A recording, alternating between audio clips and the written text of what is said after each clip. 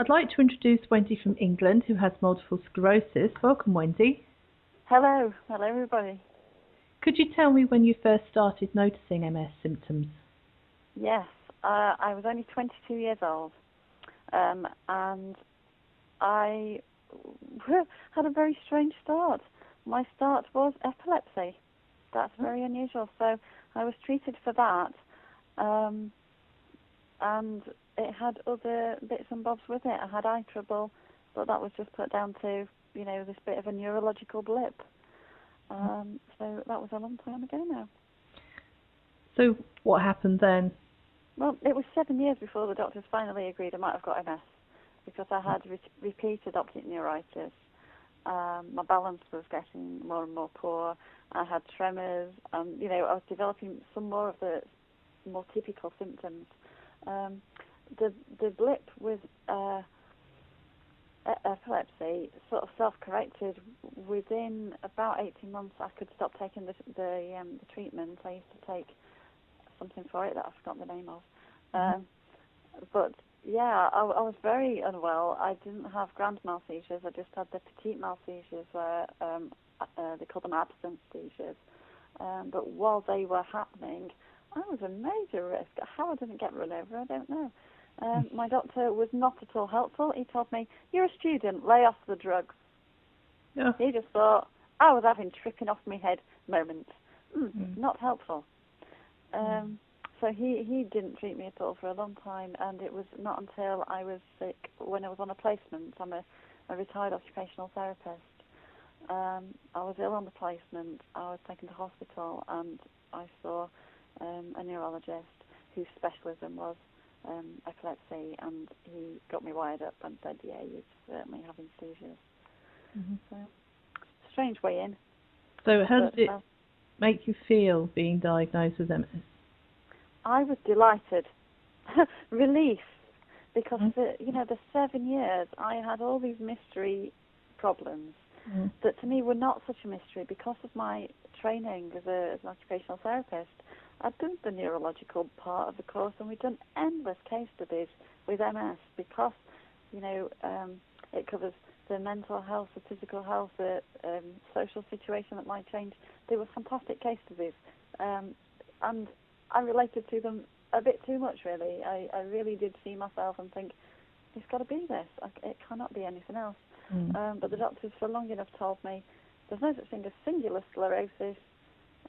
Go away and have a proper relapse, and we'll talk again. Wasn't helpful to be told that. So when you were diagnosed, were you offered any drugs at that point? Yes, I was in the middle of a nasty relapse, trying to work with a patch on my eye, looking like a pirate, limping horribly, with a very, very wobbly right hand. I had a student as my as my secretary at the time. She was doing all my clinical notes. I was just signing off.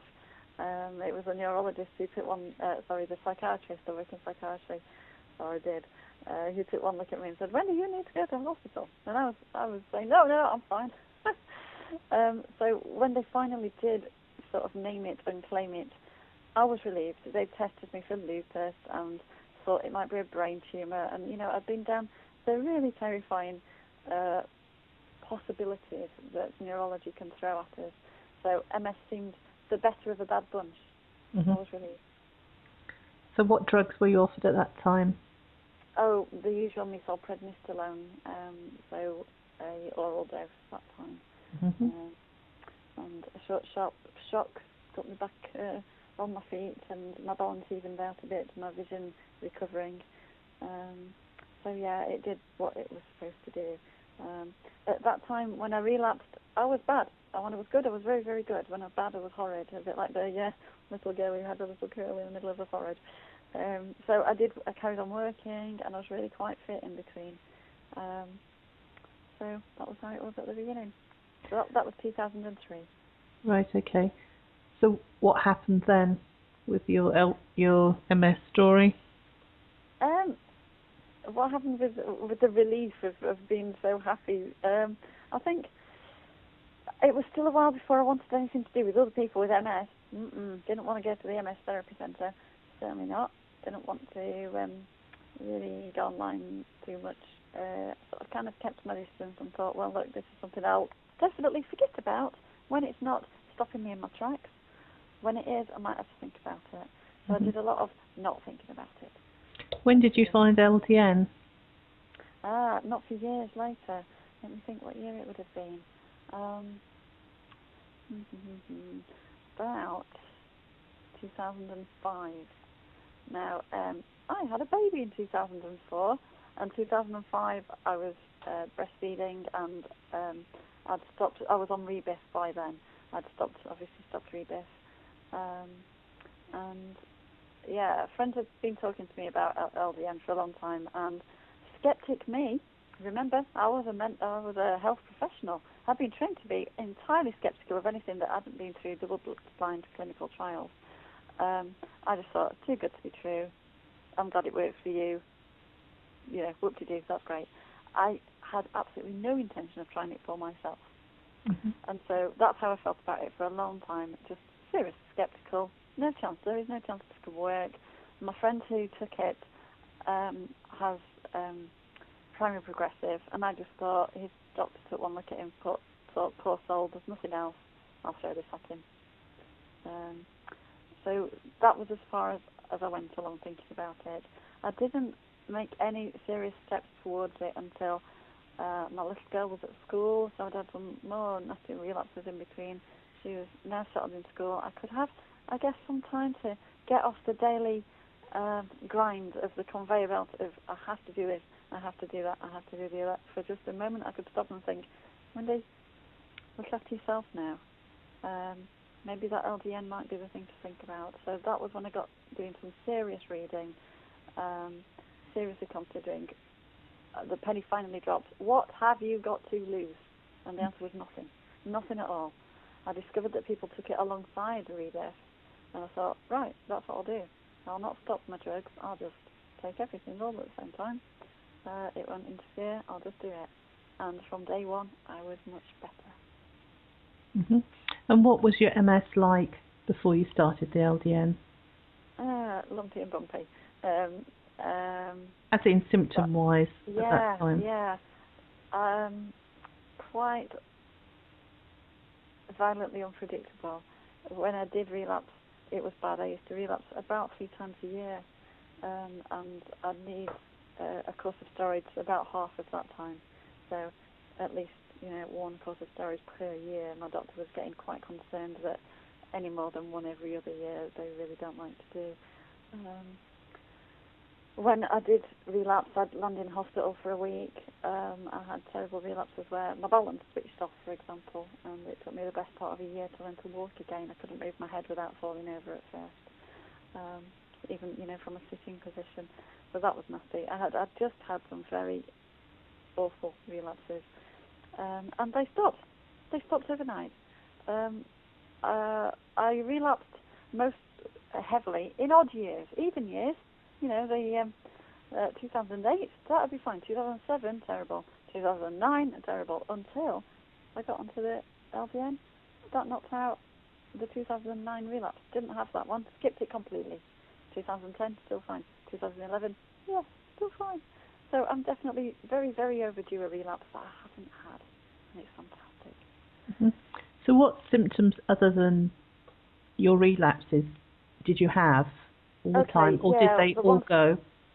No, the ones that stuck with me were very poor balance.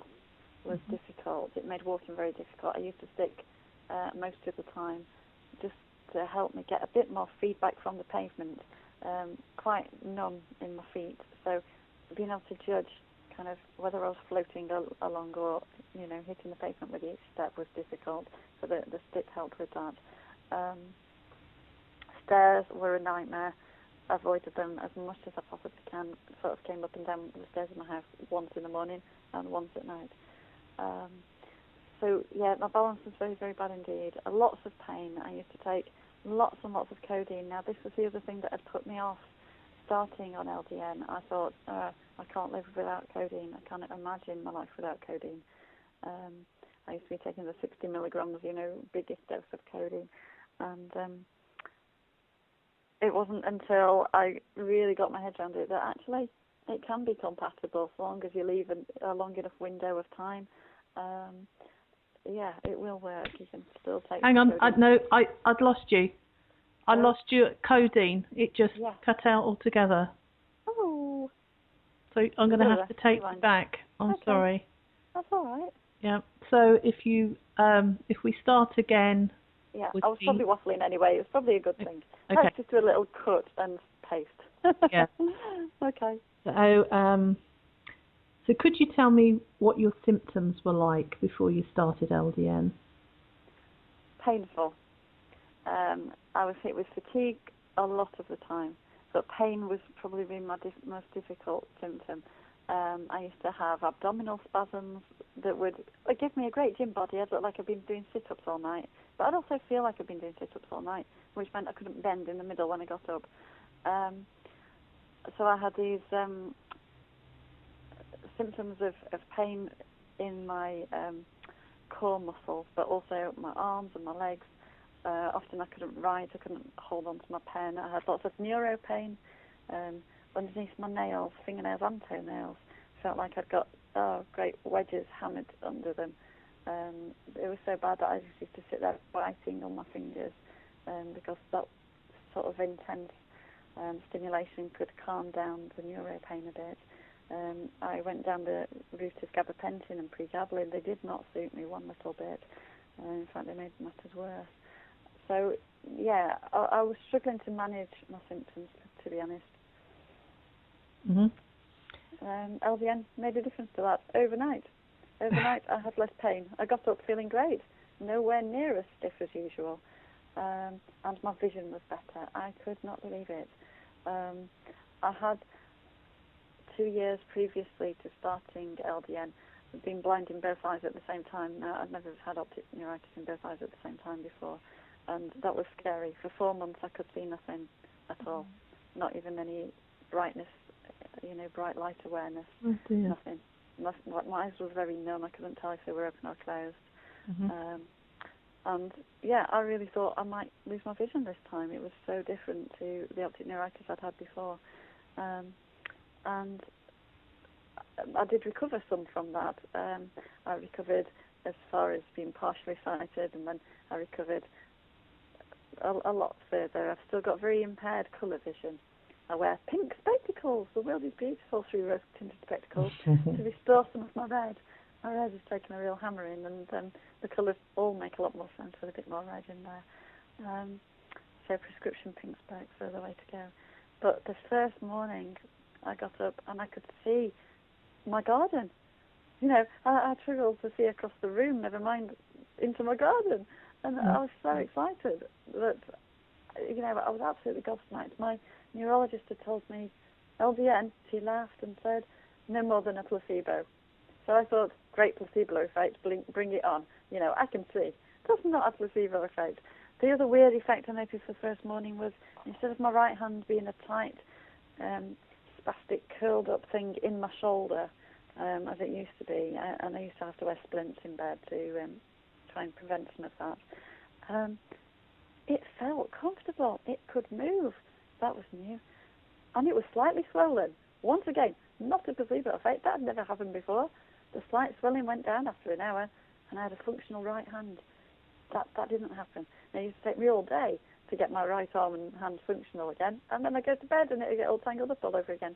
So, massive benefit from the beginning. I was excited, very excited. So how would you say your quality of life is compared to before? Oh, 100% better.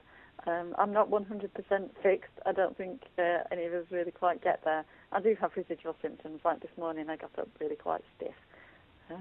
But I can move about. I can get going again.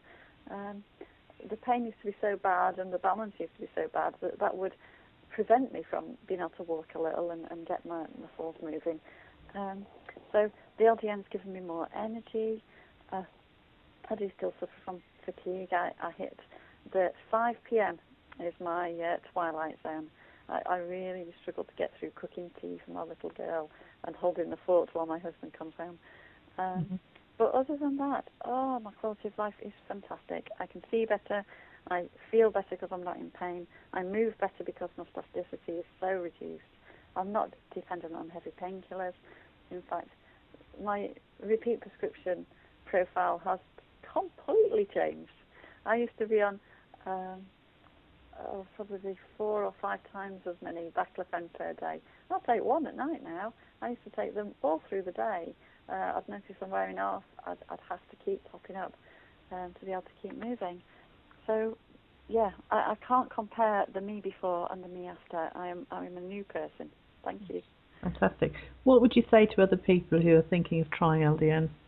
I would say you have nothing to lose. Nothing at all. My neurologist, when I talked to her about it, said, there are 3 kinds of drugs I will not prescribe for LDN. The mad, the bad, and the dangerous. She said, this one is certainly not dangerous. Its toxicity is 0. It really doesn't clash with other drugs particularly. It's a very safe drug. Then she said, it's not bad. If it was expensive, it'd be bad. It's not expensive, it's very cheap. So that just leaves mad. She said, I consider it absolutely mad. And I said, so is MS and so am I. It'll suit me just fine. That's not a good reason. That's not a good reason, doctor, not to prescribe it to me. At that point, she called in her SHO, her junior doctor, and said that this was off the record and she didn't want to discuss it any further, which told me everything I needed to know. That afternoon, I went and ordered myself LDN from EMED. So, in a roundabout sort of a way, she sealed my decision. But I think it is still so sad that doctors dismiss it out of hand without knowing, without wanting to know. I've provided all kinds of information for doctors that they don't want to read. They take a look at it and say, oh no, not another internet cure, and just give it me back, and will not read. And I'm sad, but then I can empathise a little bit because I was sort of there a bit myself. I was the sceptical medic once who, dismissed it as too good to be true. It's not too good to be true is what I would tell people. It certainly isn't. Well, thank you very much for sharing your remarkable story with us, Wendy. Really do appreciate it. Oh, Linda, thank you for all you do. Without you, none of us would have this wonderful drug. Thank you so much for all that you do.